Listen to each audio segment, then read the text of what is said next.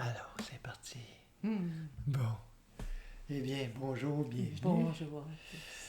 Ce, ce dimanche, cette rencontre, peut-être vous ne l'écoutez pas le dimanche. Il y en a que j'imagine que c'est le mardi soir qu'ils l'écoutent, ou je ne sais pas. Il y a quand même plusieurs personnes qui l'écoutent en différé.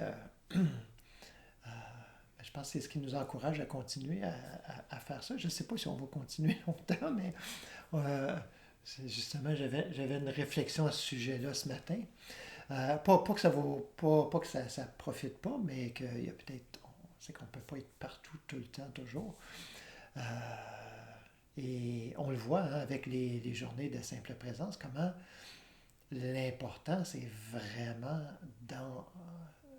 Se situe dans la pratique. Bien sûr, il faut un minimum on pourrait dire de théorie ou en tout cas d'enseignement, d'instruction, mais mais tout cela, ça ne sert absolument à rien. Et même c'est un obstacle si c'est pas mis en pratique. Si c'est pas mis en pratique. Si c'est pas mis en pratique, on vient vraiment à croire qu'on chemine. On vient vraiment à croire qu'on avance, parce qu'on comprend plus ou on a plus d'informations.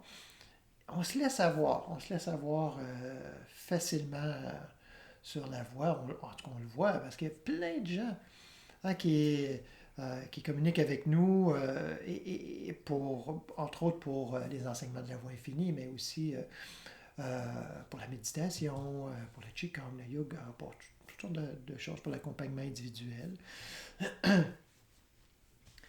Euh, mais pour ce qui est, par exemple, de la voie infinie, ou de la méditation, ou les autres choses que je viens de nommer, euh, souvent les gens disent ah oui, oh, moi ça fait longtemps, là, ça fait 25 ans que je lis les livres de la voie infinie, ou ça fait 25 ans que je lis sur la méditation, puis je médite de temps à autre, là, mais c'est ça. Euh, la voie spirituelle, c'est pas quelque chose à temps partiel, malheureusement. Hein. C'est quelque chose qui se pratique. Ça se peut que ça commence comme ça. Hein. Euh, Mais il faut au minimum un temps partiel régulier. Hein, c'est pas juste un temps partiel ponctuel, c'est-à-dire quand j'ai le temps ou quand c'est possible ou quand toutes les étoiles sont alignées là, dans le bon sens puis dans la bonne constellation, là je peux, là, tout est favorable. Ben, ça arrive pas souvent tout ça, puis ça fait qu'on ne met pas souvent en pratique. Hein. En tout cas, pas aussi souvent euh, qu'on pourrait vraiment, parce que si on attend après les circonstances, on risque d'attendre longtemps, souvent. Pourrais-tu juste brancher? Oui, s'il te plaît.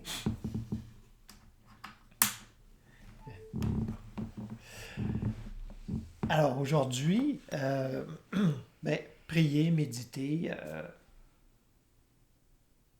peut-être vous vous dites, ben, il me semble qu'ils en ont parlé souvent. Oui, et puis on va en parler encore souvent. Alors, euh, d'ores et déjà s'habituer, continuer à endurer, parce que il n'y a rien de plus important. Donc, prier, méditer,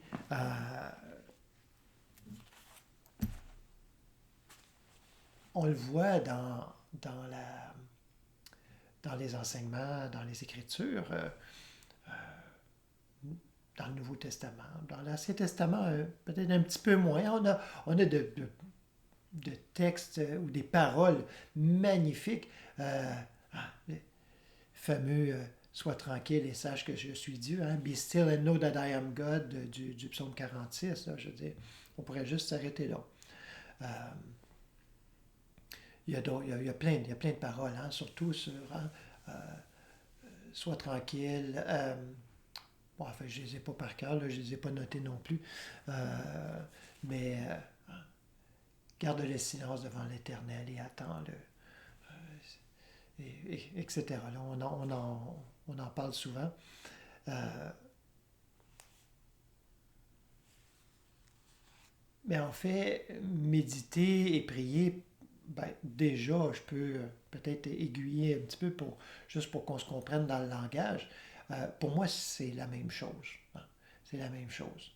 Mais c'est probablement pas nécessairement la vision que tout le monde a de méditer ou de prier. En tout cas, surtout la vision de prier.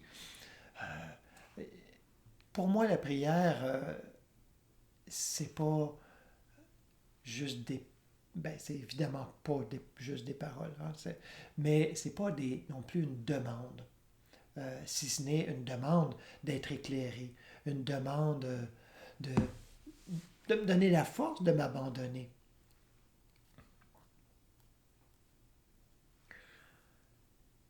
Dans l'histoire de Yeshua, dans sa vie, dans son enseignement, parce que son enseignement, c'est sa vie, on le voit d'une façon, à mon avis, très claire. Il y a tout un déroulement. Et puis, dans sa grande compassion, dans son grand amour pour tous, eh bien, il va il va en donner pour tout le monde. Hein? Peu importe où on en est sur le chemin. Mais essentiellement, on s'en va dans une prière de silence. Hein, on le voit. Je vais juste prendre quelques passages dans Luc. Luc 2, 30... déjà 2, 39. Hein? Alors on dit, alors c'est Yeshua qui est jeune, c'est après la naissance, il a vu le prophète Siméon, Anne la prophétesse, il a été, j'allais dire il a été baptisé, mais non, il a été circoncis. Alors on dit, lorsqu'ils eurent accompli tout ce que prescrivait la loi du Seigneur, ils retournèrent en Galilée, à Nazareth, leur ville. Or l'enfant grandissait et devenait fort. Il était rempli de sagesse et la grâce de Dieu était sur lui. Ça dit beaucoup, mais dans les faits, ça ne dit pas grand-chose.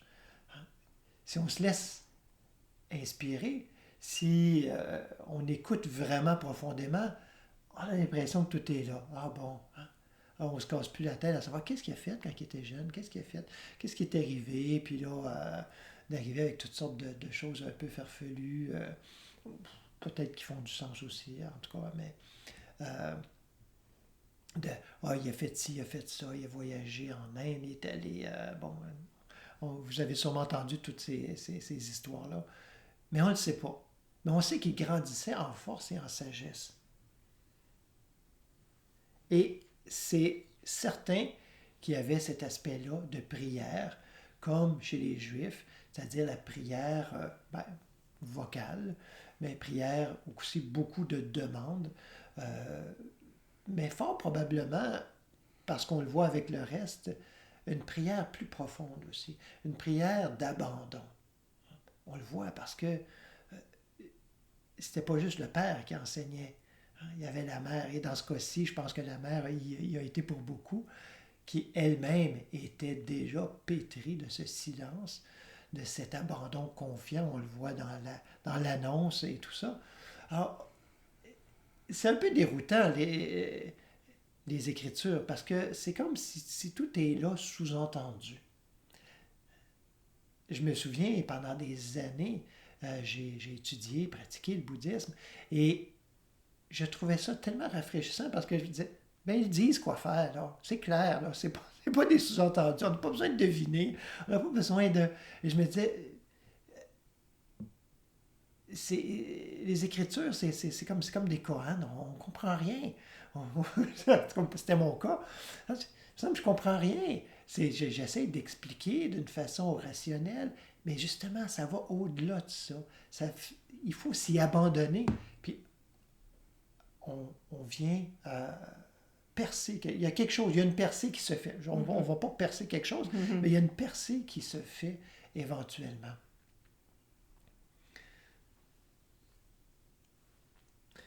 Ensuite, le texte continue. tout de suite après, c'est Yeshua a 12 ans dans le temple. Ses parents allaient chaque année à Jérusalem pour la fête de la Pâque. Lorsqu'il eut 12 ans, ils y montèrent selon la coutume de la fête. Puis quand les jours furent achevés et qu'ils s'en retournèrent, l'enfant, Yeshua, resta à Jérusalem, mais ses parents ne s'en aperçurent pas, pensant qu'il était avec leurs compagnons de voyage. Ils firent une journée de chemin et le cherchèrent parmi les gens de leur parenté et leur connaissance. Et c'est drôle, c'est un petit peu drôle à imaginer aujourd'hui, si on laisserait notre enfant comme ça. Mais c'est pas juste une question d'époque, mais c'est une question de culture aussi. Il y a plein de cultures comme ça, c'est partout sur la Terre où c'est la communauté qui élève l'enfant, c'est pas juste les deux parents, c'est la famille élargie. Souvent, la famille élargie, ça veut dire le village au complet. Donc, c'est... bon, on peut voir ça comme un avantage ou non, mais bon, on ne rentrera pas là-dedans ce matin. Mais tout ça juste pour dire que c'était pas de mauvais parents, là, mais c'était juste tout à fait normal.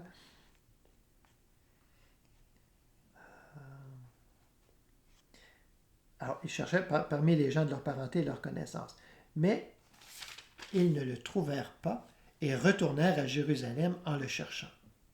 Au bout de 3 jours, ils le trouvèrent dans le temple, assis au milieu des maîtres, les écoutant et les interrogeant. On oublie ça. Parce que la plupart du temps, c'est comme « Oh, il était là et puis il enseignait aux maîtres. » Non, il les écoutait, il les interrogeait. Tous ceux qui l'entendaient étaient stupéfaits de son intelligence et de ses réponses. Quand ils le virent, ils furent ébahis. Sa mère lui dit « Mon enfant, pourquoi nous as-tu fait cela? Ton père et moi, nous te cherchions avec angoisse. » Il leur répondit « Pourquoi me cherchiez-vous? Ne saviez-vous pas que j'ai affaire chez mon père? » Mais ils ne comprirent pas ce qu'il leur disait. Un autre Coran, c'est plein dans la Bible. Comprenez-vous pas? Le problème, souvent, je trouve, avec les Écritures, c'est qu'on essaie trop de les expliquer. C'est paradoxal, là, parce que c'est ce que je suis en train de faire. Mais on essaie trop de les expliquer, on ne laisse pas la place à ce que ça se déploie. D'entendre une explication, c'est pas grave. D'en dire une, c'est pas grave. Ce qui est... c'est pas... peut-être pas grave, mais ce qui est dommage, c'est qu'on ne laisse pas ça ouvert à ce que ça puisse continuer à se déployer pour moi, pour vous, pour tout le monde, pour chacun en soi, que et puis là, de prendre ces très, très simple et humble dans le sens de il n'y a jamais la prétention d'avoir la réponse ultime dans ce qui est expliqué ici. Et par contre, j'ajouterais si ça se dit avec conviction, parce que c'est de ça qu'on est habité en ce moment. Oui. Parce que des fois, j'en conviens que ça peut avoir l'air d'une vérité immuable, mais c'est juste parce que en ce moment, c'est ça. C'est tellement clair. Hein? C'est ça. Alors, mais oui, je trouve ça... Mais pour chacun, ça peut être clair autrement. Et ça peut être clair autrement. Il ne faut pas s'arrêter non plus avec cette clarté du moment. C'est bon, on la goûte, on la mâche, on s'en régale, puis on la laisse faire son travail comme une bonne bouchée de nourriture. Hein? Après ça, on s'en soucie plus. Là. Un coup que c'est passé, là, hein? On la laisse faire le travail. On sait que ça fait le travail. Mais de ne pas se contenter de ça. C'est-à-dire de le figer, de dire, c'est comme ça, je l'écris dans mon petit cahier, là, je vais peut-être faire même une petite enluminure à côté, là, tellement je trouve ça intéressant et beau et lumineux et brillant, et ça peut. Sauf que on vient de le figer, et cette même parole-là ne nous livrera pas d'autre, ou en tout cas plus difficilement, un autre message qui sans aucun doute viendra si on fait juste s'y attarder. Des paroles que j'ai méditées depuis 20 ans, 25 ans, qui me tournent encore, qui reviennent, pas pour répéter, mais parce qu'elles ont encore quelque chose à m'offrir, elles ont encore quelque chose. Alors ça fait partie de la prière, de la méditation, dans le fond. Et c'est intéressant parce que si on commence à vivre en considérant que tout est parole, alors l'autre, je reste dans cette ouverture, je peux avoir vécu un moment de partage intense avec l'autre, un moment où j'ai senti que ça connecte. Mais si je reste là, accrochée à ce moment-là, de la façon dont il s'est passé, je ne laisse pas cette parole vivante. Qu'est l'autre? Qu'est une situation, par exemple, que ce soit à mon travail, si je le fige dans ma pensée, ça y est, j'ai compris ça de mon patron, de mes collègues, de la nature de mon travail, j'ai compris ça. OK, je suis correcte parce que, tu sais, on cherche du prévisible, du familier, humainement, j'entends. Et là, si on ne considère pas que les autres, que la vie elle-même, que toute situation, c'est comme la parole, alors, qui demande à se livrer, qui s'offre à nous pour être livré à chaque instant dans une lumière nouvelle, eh bien, là aussi, on passe à côté de... C'est drôle, tu dis le mot livrer, puis ça a monté cette parole de la messe, le corps du Christ livré pour vous. Et c'est une livraison fraîche. C'est une livraison fraîche. Ça doit être frais à chaque instant. On en parlait hier dans la journée. Ceci est mon corps. Tu sais, toute rencontre, ceci est mon corps, potentiellement. Que ce soit le corps de notre travail, le corps de nos relations, le corps de notre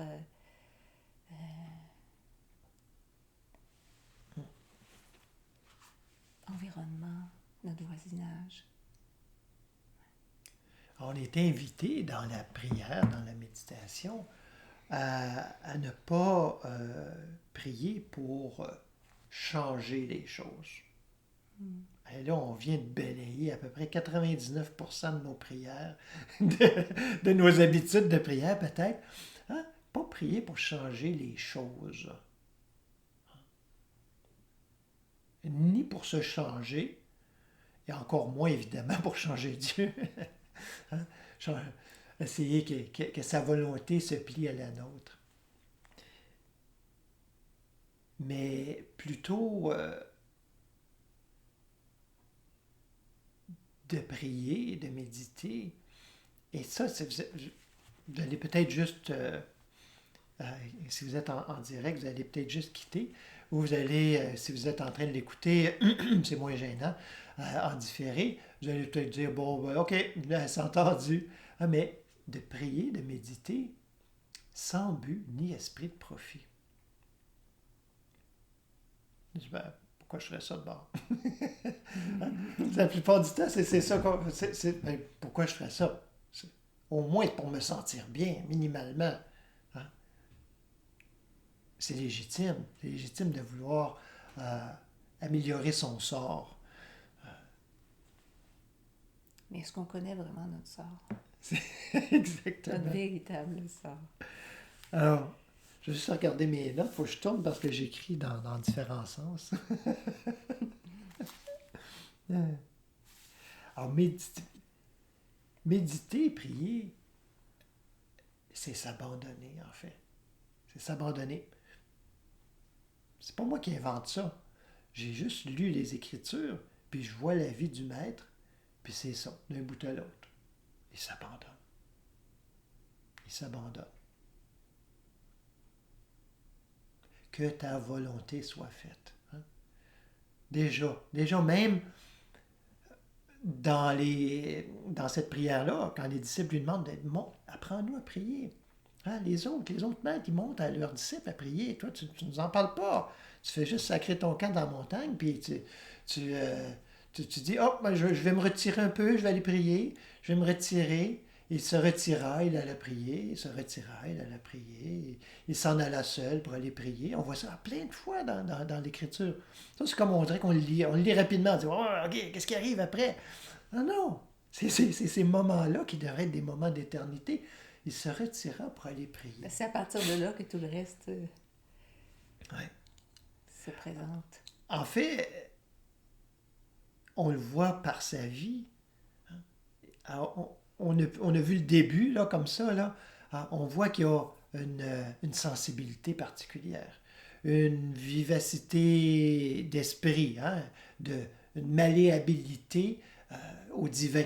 Il se laisse pétrir par le divin, il écoute les sages. Hein, c'est pas, n'oublions pas, là. Hein, je l'ai découvert en même temps que vous autres tantôt, en le lisant. Moi aussi, dans ma tête, c'était Yeshua qui est là, puis qui dit au grand docteur de la loi, là, ben c'est comme si, c'est comme ça, blablabla, blablabla, puis ils sont tous bien étonnés. Non, il les écoutait. Hein? Vous voyez, cette soumission. Hein? OK, je vais prendre le temps d'écouter, je vais prendre le temps de réfléchir, mais surtout de laisser la parole se déployer en moi. Puis, et puis là, on échange. Puis là, ben, ils étaient impressionnés. Vous voyez, c'est pas mal, un petit peu moins légendaire, là. Ça fait déjà un petit peu moins Walt Disney, là. C'est comme, OK, ouais, OK. C'est déjà un petit peu plus facile à accepter, il me semble. Il se met à l'écoute, en fait, hein, Oui. cette attitude d'écoute. Oui. Il les écoute, mais il les écoute, tu sais, dans quelle attitude? Probablement pas, il ne se limite pas nécessairement aux paroles que les sages lui disent. Hein. D'une écoute plus profonde aussi, qui fait que une sagesse plus profonde peut émerger, en lien avec ce qu'ils cherchent à émerger aussi en eux. Tout à fait. Tout à fait. Alors, si on continue avec l'expérience du maître, juste pour nous aiguiller, hein, c'est quoi prier, c'est quoi méditer? Alors, c'est sûr que si on s'arrête de façon partielle, on se dit, mais tu sais, il l'a dit, hein, frapper, demander, crier, demander pour être exaucé, même dans cette prière du Notre Père, hein, Notre Père qui es aux cieux. Hein, en tout cas, je ne vais pas en faire l'exégèse ici, là, mais on l'a déjà fait. C'est tellement, tellement profond. Juste ça, là, moi, ça me donne juste envie d'arrêter tout de suite. Notre Père. Notre. Pas mon Père, pas juste à moi. C'est notre Père. Hein? À moi, à toute la création, à tous les êtres. Autant à moi qu'à Poutine, autant qu'à n'importe qui. Là. Hein? C'est notre Père. Bon, qui es aux cieux, que ton nom soit sanctifié, que ton règne vienne. Hein? Déjà là, on le voit, là, ça glisse dans le bon sens. Là. Que ton règne vienne. Oups, il faut laisser la place, là, que ton règne vienne. On en fait une demande, oui, mais ce n'est pas une prière de demande que la Cadillac rose apparaisse à ma porte. Non, c'est que ton règne vienne. Que ta volonté soit faite. On le dit vite, ce bout-là. Hein? Que ton règne vienne, que ta volonté soit faite. On le répète rapidement parce qu'on a hâte de dire, hein, préserve-nous du mal, puis mais même le pardon aussi, hein, on le passe vite, là. C'est mécanique. La prière, la méditation, c'est pas une mécanique. Si c'est un abandon, on ne peut pas faire ça mécaniquement. Moi, je vais essayer de m'abandonner mécaniquement. Là, il me semble que ce serait plus facile. Je dis, OK, on va le faire comme ça. Il y a une méthode, là, on le fait. Puis, il peut y avoir des façons de se disposer qu'on découvre, hein, chacun pour soi, des façons meilleures que d'autres. Mais en bout de ligne, c'est pas une mécanique. Il n'y a pas une méthode pour tout le monde. Que ta volonté soit faite. Et ça, on ne sait pas trop exactement où ça se situe dans son ministère, dans son enseignement, mais on figure que c'est un petit peu plus vers le début, et on vient boucler la boucle hein, avec à la fin, où là vraiment, en tout cas s'il ne l'avait pas saisi lui-même, à la fin, au jardin de Gethsémani, quand il sait très bien qu'il va être arrêté et probablement, en tout cas au moins maltraité, sinon crucifié, hein,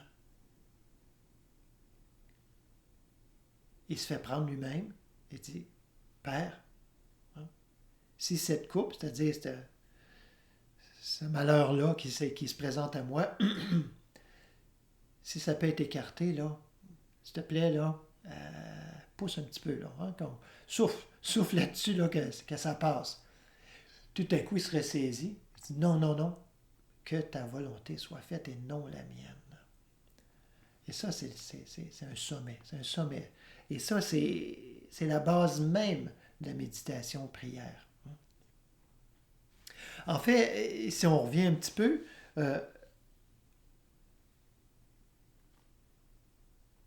alors il y a cette connaissance profonde, une connaissance sagesse, une connaissance renouvelée, nouvelle, fraîche, hein, qui est, il a cette, on peut supposer, en tout cas je le suppose, qu'il a cette habitude-là de se laisser informer. Hein.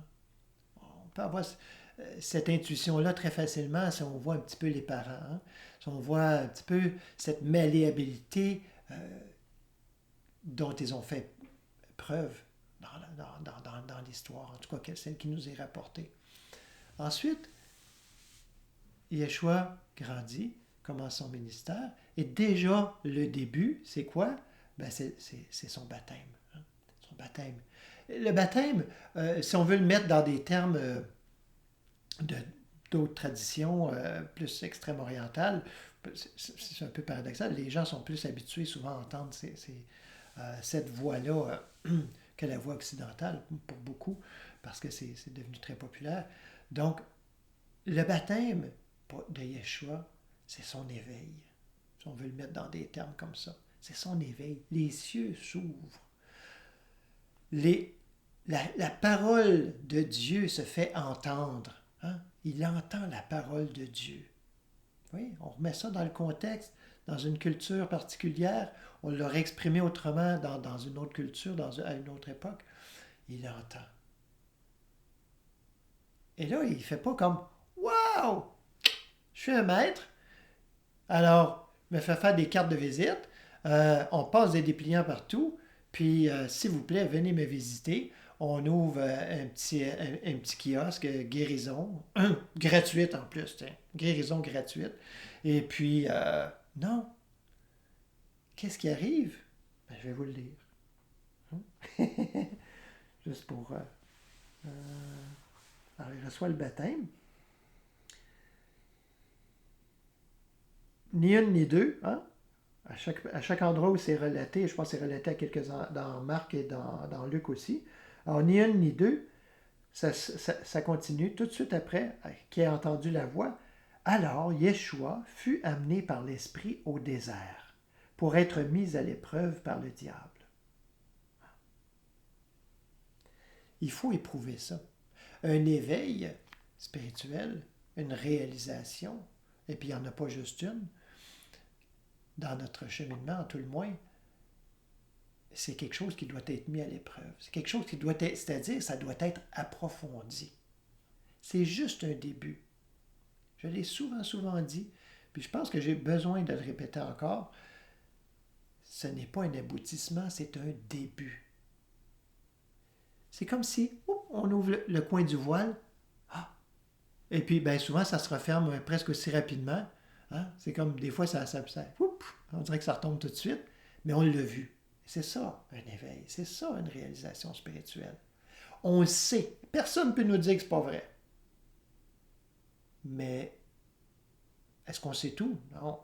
Est-ce qu'on l'a approfondi? Non. Mais il y a une conviction, il y a un moteur là. Alors c'est la machine se met en marche là.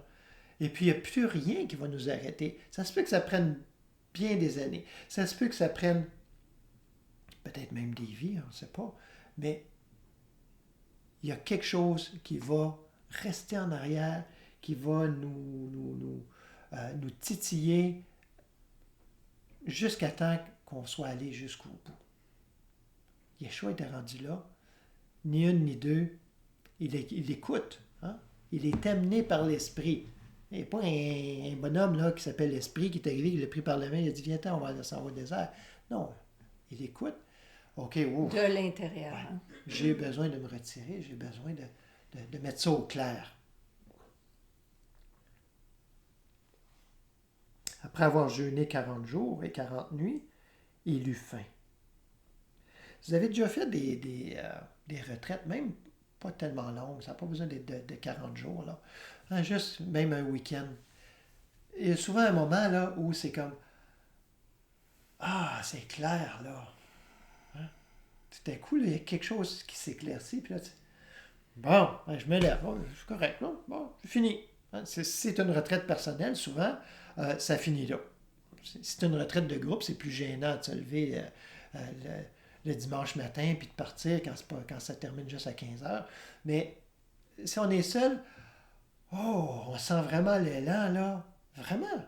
Puis dire, hey, go, on s'en va mettre ça à l'épreuve. On s'en va mettre ça. Hein, c'est fait, c'est clair. Alors, après 40 jours, il eut faim.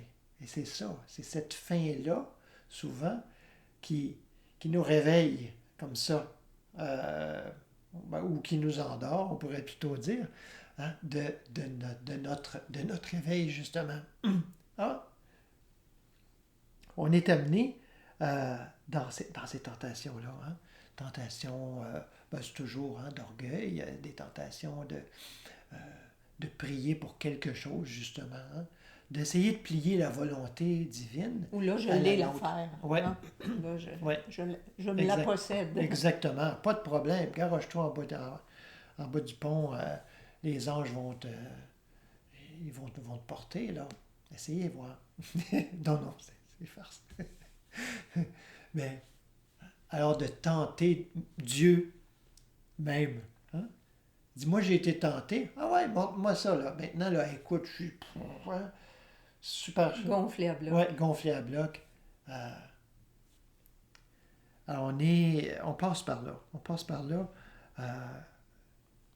d'une façon ou d'une autre. C'est pas nécessairement dramatique comme on le lit dans les Écritures, mais tout le monde sur la voie spirituelle passe par là. On est invité à laisser. À laisser. Laisser les pensées humaines, les sentiments humains, hein? C'est-à-dire tout ce qui est conditionné. Pas humain dans le beau sens du terme, là, hein? Mais dans le sens de conditionné. Pour laisser la place au véritable amour, à la véritable compassion, cette véritable joie à l'intérieur. Pas l'idée qu'on se fait de la joie, pas l'idée qu'on se fait de l'amour, parce que c'est ça. On part avec une idée. On part avec une idée dans la prière. On prie pour quelque chose, même prier pour être éclairé. On prie pour être éclairé, par exemple, sur l'amour, mais sur la conception qu'on a de l'amour. Invariablement, on va être soit informé par nos propres idées qu'on a déjà sur l'amour. Alors, ce n'est pas vraiment une réelle information. Ou on va juste peiner. Hein. Donc, il faut laisser nos idées préconçues, et même les mots, amour, joie, paix, même les laisser. Éveil surtout celui-là, laissez-le. Hein? Éveil, réalisation. Parce qu'on cherche quelque chose qu'on ne trouvera jamais. On cherche l'idée qu'on a de quelque chose. Donc déjà, on se ferme à ce que ça puisse se présenter à nous. Parce qu'on cherche ça, là. Oui, c'est comme ça, tu as déjà fait de la recherche, tu sais. Dans la recherche, on trouve ce qu'on cherche. Parce qu'on sait ce qu'on cherche. On va s'arranger pour le trouver. Donc peut-être... Parce que le divin ne donne pas des idées. Mais non. Il se donne lui-même. Oui. Alors, j'ai bien d'autres choses, mais je vais te laisser de la place. J'aimerais ça qu'on prenne un petit moment de méditation. Des belles paroles de Maître Eckhart, juste pour nous inviter dans la méditation.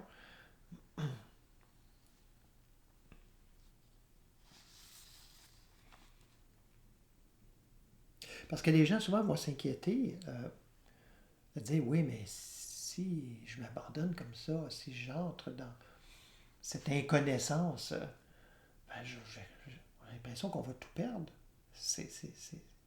On est effrayé. Maître Eckhart dit, ceux qui connaissent Dieu sans voile, c'est-à-dire au-delà de l'idée qu'ils se font de lui, ceux qui connaissent Dieu sans voile connaissent les créatures en même temps que lui. Ça ne disparaît pas.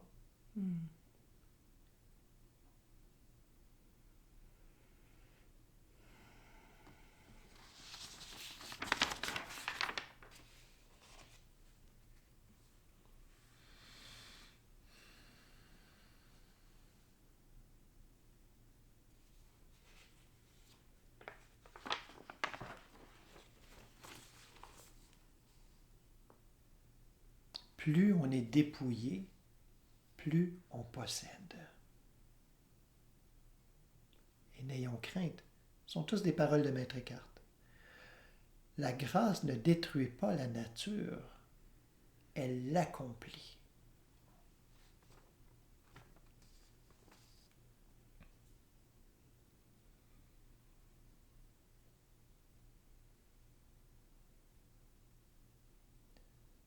Ce sont tous des marchands, ceux qui aimeraient être des gens de bien et qui accomplissent leurs bonnes œuvres pour l'honneur de Dieu, tels que jeûner, veiller, prier et autres choses semblables, toutes sortes de bonnes œuvres. Ils les accomplissent afin que Dieu fasse en échange quelque chose qui leur soit agréable.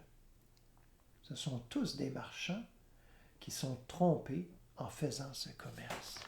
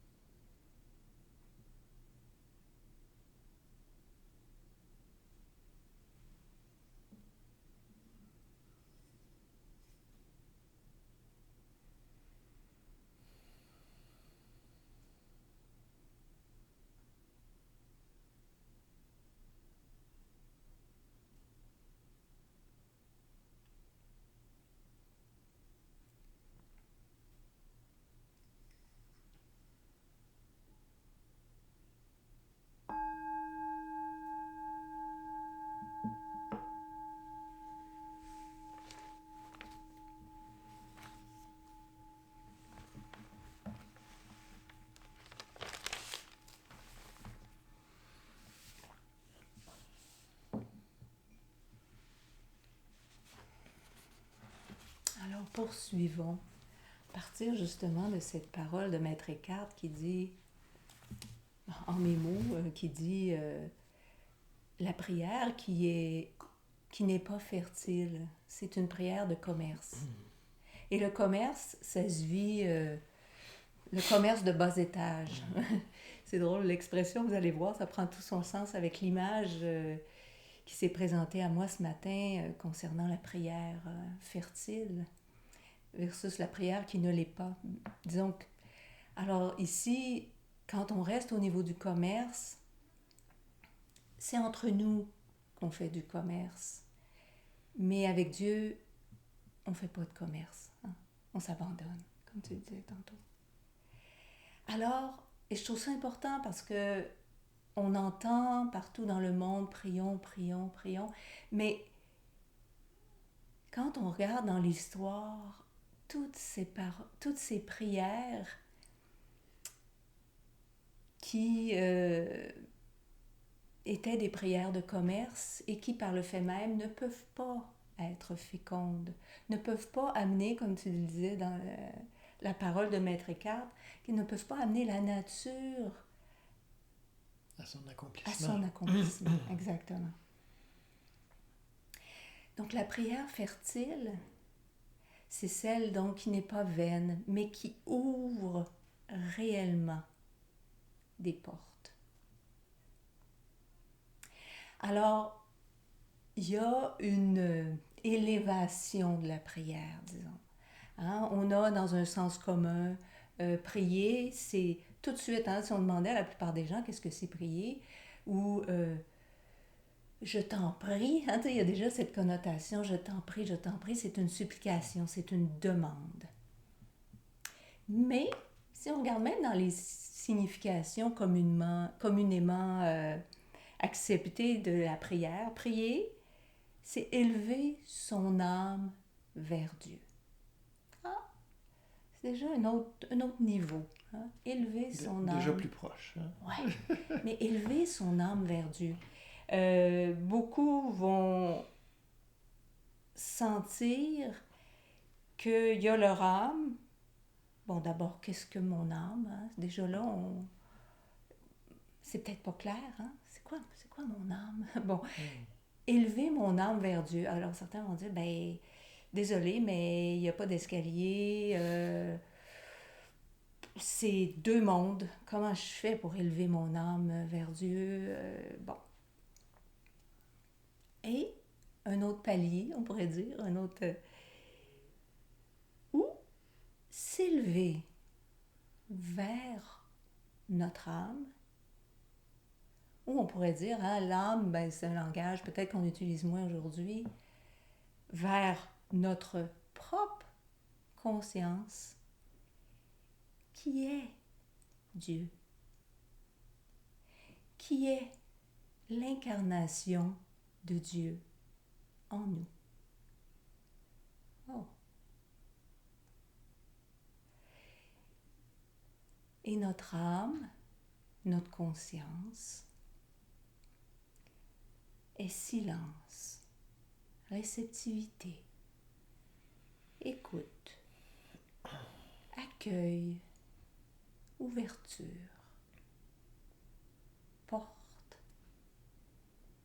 porte qui ouvre sur l'infinité de Dieu. Et là, il y a une image qui s'est déployée à partir de ça, ce matin.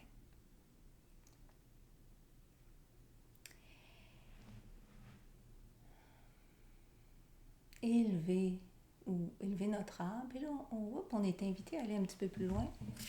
S'élever vers notre âme. Et là, figurez-vous avec moi une maison. Une maison où on est habitué à vivre soit dans le sous-sol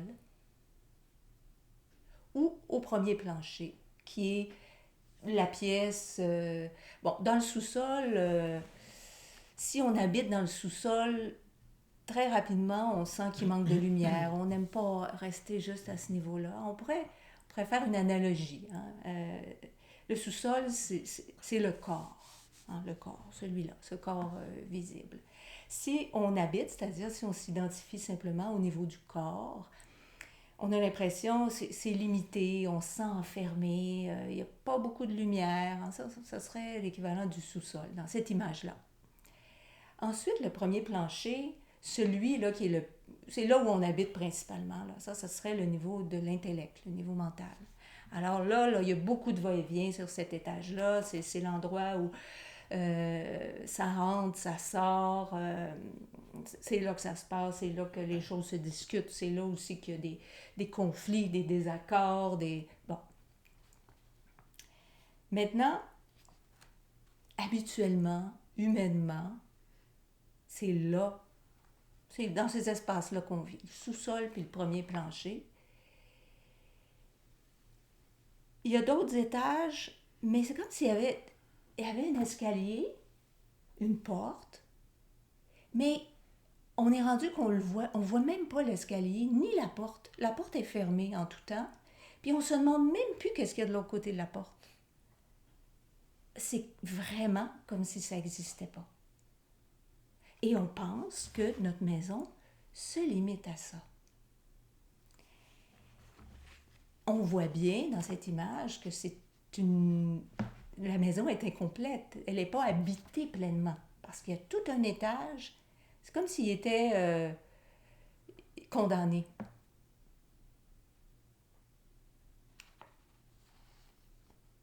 Il y a un escalier avec une porte. Et cette image, cette image, ce symbole de la porte, dans les Écritures, on y réfère à plusieurs endroits. Yeshua qui dit, en vérité, je vous le dis, je suis la porte des brebis. La porte, je suis, c'est ce que je suis.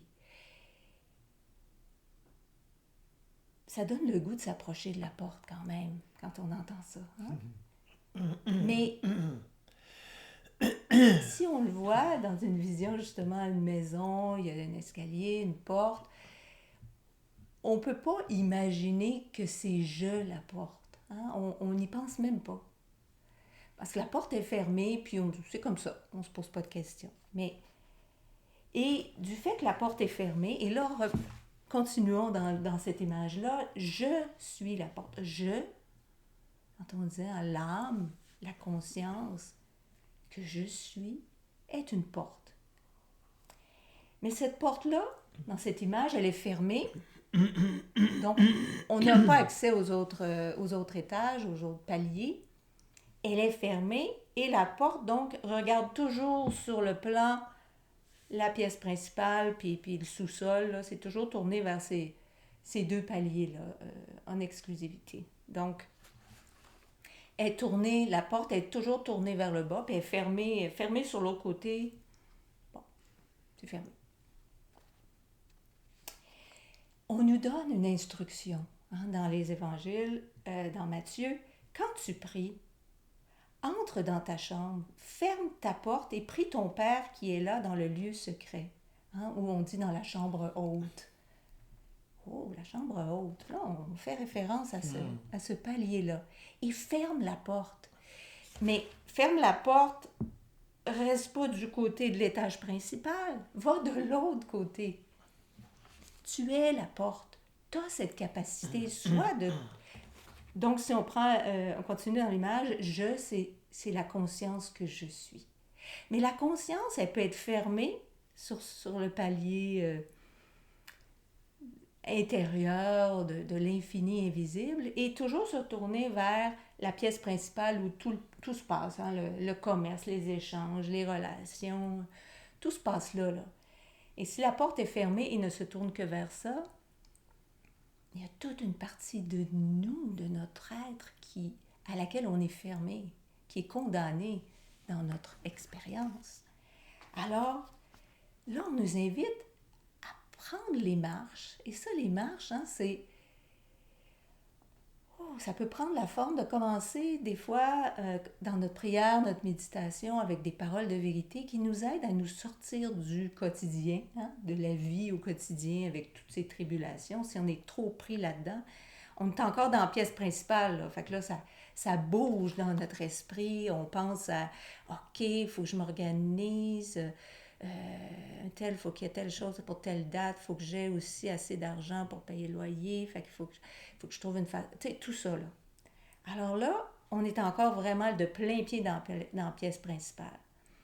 Le premier étage, ou même dans le sous-sol. Si les fondations sont en train de craquer ou il y a de l'eau dans le sous-sol, là, peut-être qu'on se dit il faut que je commence par vider ça, il faut que je commence par trouver une solution aux fondations qui craquent. Là. Mais là, monte dans la chambre haute et ferme la porte. Ça veut dire, commence à monter marche, commence à s'élever. Ça veut dire, OK, je vais quitter ce plancher-là tranquillement pour commencer à me tourner vers cet autre palier qui, pour l'instant, m'est inconnu. La porte est fermée. Mais je suis la porte. Bon, on a quand même une marge là-dedans. Là. On a une possibilité. Il y a un levier à l'intérieur de nous, ce levier que je suis. Alors, pour faciliter les choses, monter les escaliers, on commence à se plonger peut-être dans les paroles de vérité pour se décoller un petit peu de nos préoccupations du quotidien. On est encore juste dans l'escalier. On est encore juste dans l'escalier. Et là, ces invitations-là qui nous sont faites, entrez par la porte étroite. Elle n'est pas large, la porte. T'sais. Tellement étroite qu'on a oublié qu'elle existait. Bon, entrez par la porte étroite. Dans Luc, efforcez-vous d'entrer par la porte étroite.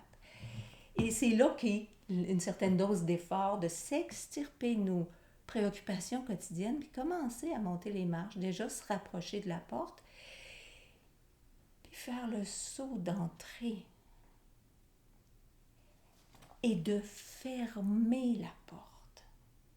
Ça veut dire rien de toutes ces préoccupations-là, c'est plus mon focus, c'est plus mon centre d'attention. Je ne suis plus tournée vers ça. J'ai fermé la porte et maintenant je me situe de l'autre côté de la porte. Voyez-vous? On a cette capacité-là. Je suis à l'intérieur maintenant. Je suis à l'intérieur et je me tourne exclusivement sur ce nouvel espace que je ne connais pas peut-être, que j'ai jamais, ou qu'on a l'impression qu'effectivement à chaque fois on est dans l'inconnaissance, comme tu disais tantôt. Il faut oublier nos notions peut-être qu'on avait. Même celles qui nous ont aidés à monter les marches. On les laisse derrière, on n'apporte pas les escaliers avec nous. C'est le temps de passer dans la chambre haute. Et là, on arrive. On a cette même image aussi dans Matthieu avec les vierges folles et les vierges sages. Pendant que les vierges folles étaient allées chercher de l'huile, les vierges sages veillaient. L'époux arriva. Celles qui étaient prêtes entrèrent avec lui dans la salle des noces et la porte fut fermée. Alors, c'est important dans notre prière, dans notre méditation, que l'on ferme la porte à toutes ces formes. Parce que notre conscience est habituellement tournée, c'est devient une conscience attachée aux formes, à ce qui se passe, aux scénarios qui se déploient dans le quotidien. Et là, il faut la décoller de ces formes-là. On monte les marches, puis on ferme la porte. Là, on est dans la conscience, pas dans la conscience forme, mais dans la conscience vie, qui pour l'instant, puis c'est là que le saut est à faire, parce que nous, on a toujours l'impression qu'il faut se préoccuper d'avant. Mais oui, mais le sous-sol est en train de craquer, là. Ça, c'est le symbole du corps. Il y a une chicane, il y a un conflit au premier plancher, là, la pièce principale. Il faut que j'intervienne. Laisse, monte les marches, ferme la porte. Et là, tourner notre conscience vers Dieu. Exclusivement vers Dieu. Ou, on pourrait dire, la conscience, l'être-té. Toute notre attention est tournée vers l'être, la conscience que je suis.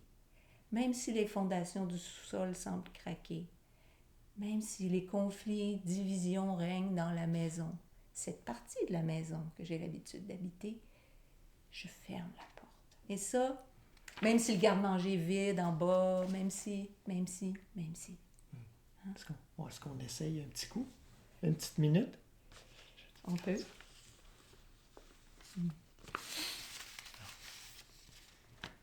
Juste pour... Question de pas juste en parler. Juste s'arrêter. On peut fermer les yeux si vous avez l'habitude de méditer les yeux fermés. s'arrêter une petite minute. Il y a une parole de Maître Eckhart qui va qui est tout à fait en continuité. Une porte s'ouvre et se ferme sur un gond. Or, je compare la planche extérieure de la porte à l'homme extérieur. Et je compare le gond à l'homme intérieur. Or, selon que la porte s'ouvre et se ferme, la planche extérieure se tourne, ici et là. Cependant, le gond demeure immobile à sa place et ne change jamais pour autant. Il en est de même ici, si tu comprends bien.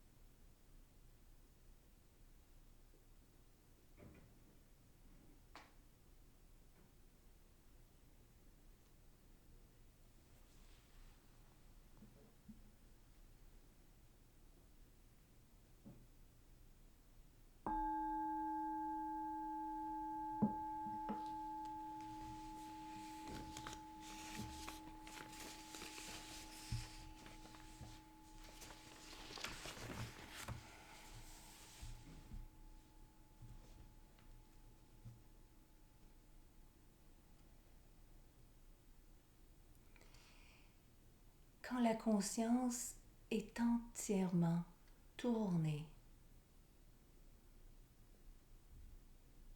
vers elle-même, l'être, la vie, non pas sur les objets de la conscience, non, sur la conscience elle-même, tournée vers la conscience, l'être.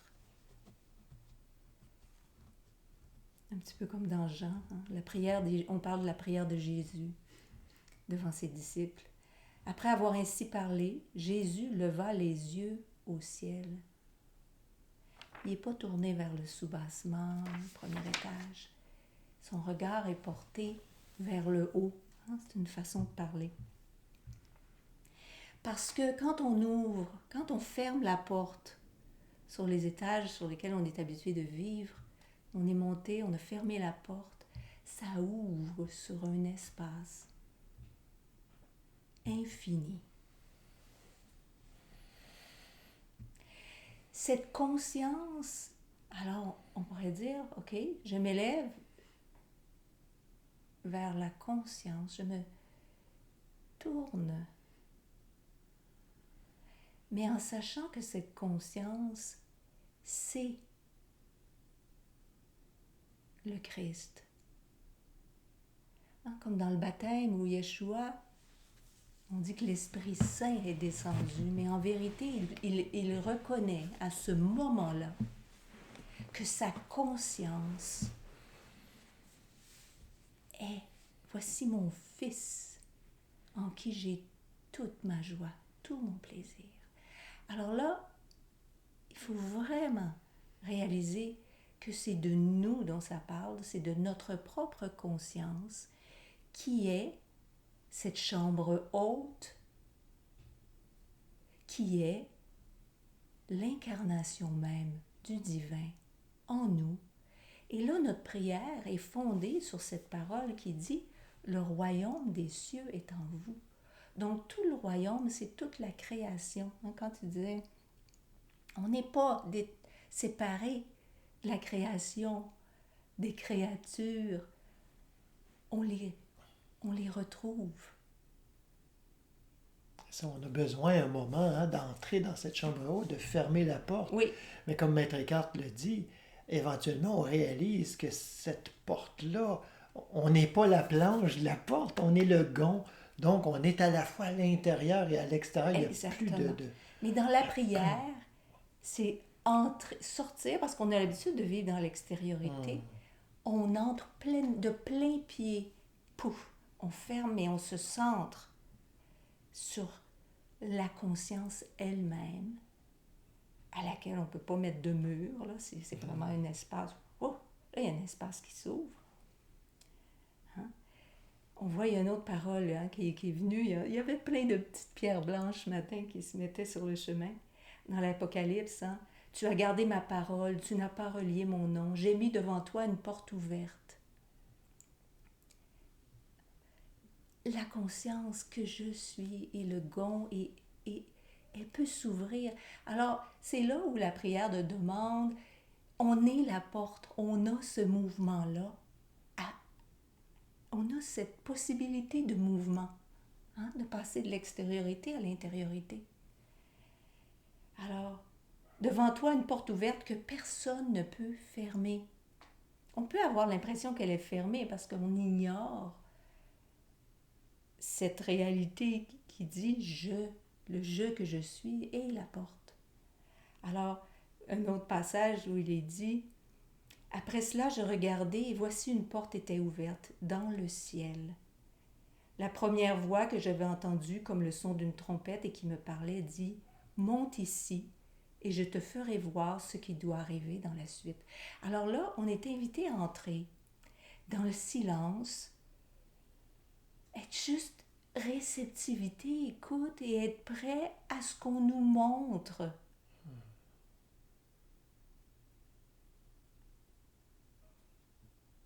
Ce qui est là, ce qui a toujours été là, mais on ne s'était jamais rendu pour le voir. Donc, alors là, on est dans la chambre haute et tout à coup, dans le silence, dans l'écoute, dans notre attention, notre amour, notre attention, tout tourné exclusivement vers la conscience elle-même, l'être, la vie, dans cette ouverture, Et là, ça ouvre vers l'infini. Je me tiens à la porte et je frappe, comme si le Christ, justement, était de l'autre côté de la porte, mais le Christ est à la porte aussi. Si quelqu'un entend ma voix et ouvre la porte, il s'ouvre. J'entrerai chez lui, je souperai avec lui et lui avec moi. Et là, il y a un festin qui nous attend, il y a une nourriture qui nous attend. Les psaumes en parlent. Et là, on revient à cette image de maison. Nos greniers sont pleins, regorgeant de toute espèce de provisions. Dans les proverbes, on en parle. Alors tes greniers seront remplis d'abondance. Ils sont remplis d'abondance, les greniers. Mais je dois me rendre au grenier. Si je continue à chercher, creuser dans le sous-sol pour essayer de trouver des trésors là, à chercher dans toutes les armoires au premier plancher pour essayer de trouver des trésors là, je ne trouverai rien. Il faut que je monte, que j'attende dans la chambre haute. Et là, pouf! C'est pas moi qui le fais. Il y a une trappe qui s'ouvre. C'est une façon, c'est une image. Mais dans notre prière, notre méditation silencieuse, notre recueillement, qui n'est là que toute ouverture, parce que c'est ça qu'est notre âme, c'est ça qu'est notre conscience. Ouverture, réceptivité, abandon, écoute. Et là, dans cette attitude de totale réceptivité, c'est comme s'il y avait une trappe qui s'ouvre et là, pouf, les greniers du ciel. On n'a pas besoin de faire de réserve. Il y a des greniers d'infinité qui sont là. Et c'est pourquoi on nous dit, toute prière que vous prierez, toute demande que vous demanderez, soyez certain que vous l'avez déjà. Et vous le verrez s'accomplir. Pas vous l'avez déjà quand vous restez au sous-sol puis au premier plancher. Vous l'avez quand vous montez les marches. Je suis la porte. Je ferme la porte sur tout ce monde des formes. Je ne cherche plus rien à ce niveau-là. Je laisse. Et je m'ouvre totalement dans la chambre haute à ce qui est là, prêt à se révéler à moi. Prêt, c'est là, c'est là.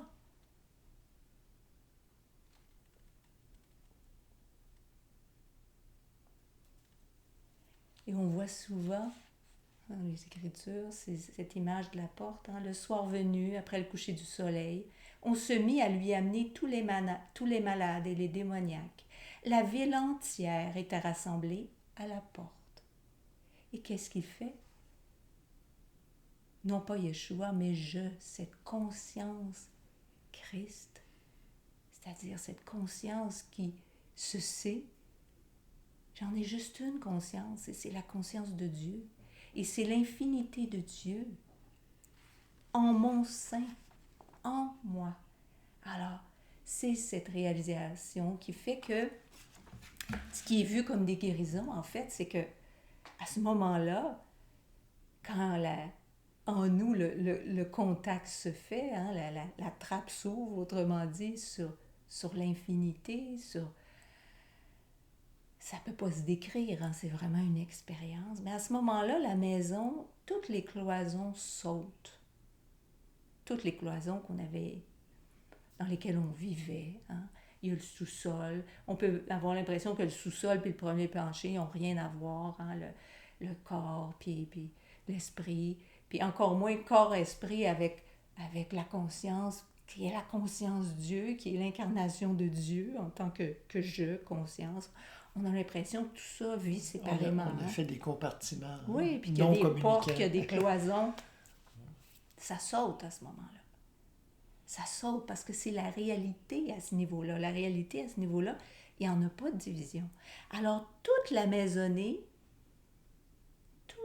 et on pourrait dire toutes les maisonnées, parce que là, on peut se figurer que tous les gens qu'on rencontre, c'est des maisons, puis il y en a qui vivent plus au sous-sol, premier plancher dans un petit espace, peu importe. Toutes des variations sur le même thème. Mais là, tout à coup, toutes les maisons sont rassemblées. Il n'y a plus de frontières, il n'y a plus de cloisons. Puis il y a un beau symbole dans Luc. Comme il connaissait leurs pensées, il leur dit « Tout royaume divisé contre lui-même va à sa ruine. » C'est que si on se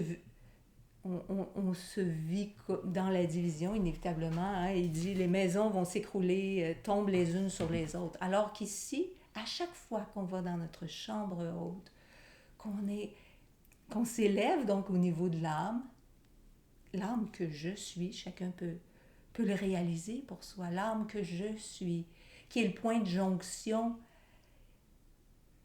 avec Dieu, qui est le royaume en moi, qui est toute la création en moi. Pourquoi je demanderais quelque chose? Cette création, elle est en moi et je dois plutôt ouvrir la porte pour que ça s'écoule. Les greniers sont remplis, regorgent. J'ai pas besoin de faire de réserve. Tout est là. Mais la prière, c'est en vérité ouvrir cette porte.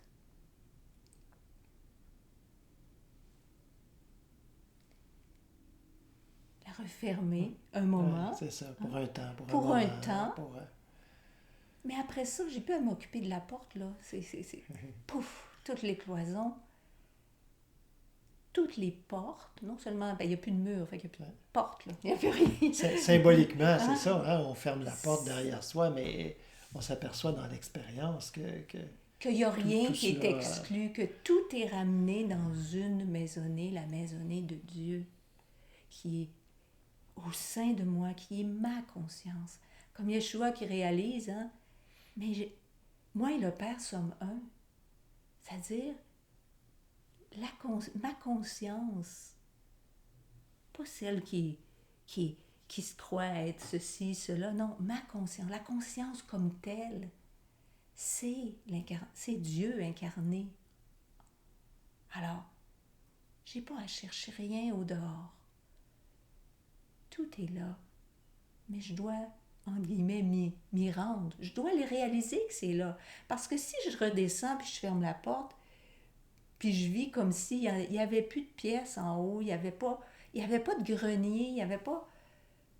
Le toit, si le toit n'est pas le ciel pour moi dans ma vie de tous les jours, ça veut dire que j'habite au sous-sol, au premier plancher, puis ma maison, elle est incomplète. Alors je dois retrouver, c'est ça, hein, la nature qui s'accomplit, c'est réintégrer cette complétude.